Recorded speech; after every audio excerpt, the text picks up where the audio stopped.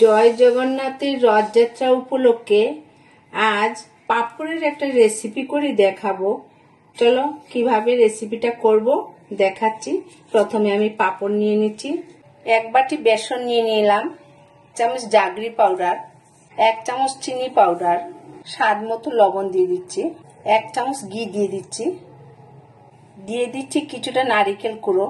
প্রত্যেকটা উপকরণ একটু এইভাবে করে মেখে নেব।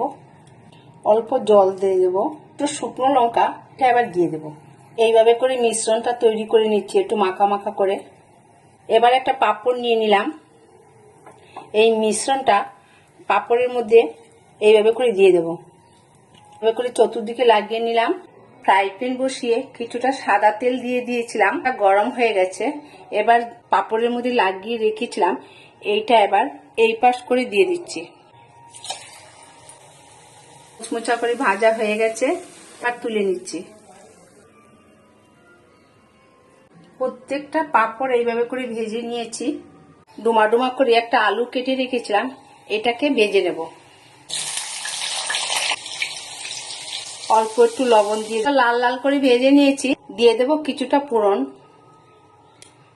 তেজপাতা, গোটা জিরা দিয়ে দিচ্ছি, দালচিনি, এলাচ, লবঙ্গ, হিং আর 2টো শুকনো লঙ্কা,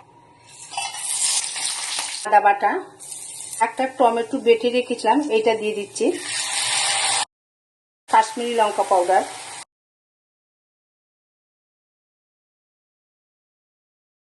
আছে।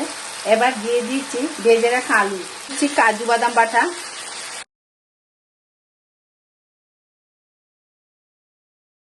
ঢাকনাটা সরিয়ে দেখছি। দেবো 1/2 চামচ গরম মশলা পাউডার, স্বাদ মতো লবণ দিয়ে দিচ্ছি। পাঁপড় ভাজাটা এই কেচি দিয়ে কেটে নেব।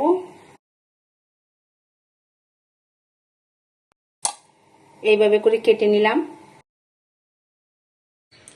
এই রকমের গ্রেভি রেখে দেব কিছুটা। গ্যাস অফ করে দিচ্ছি।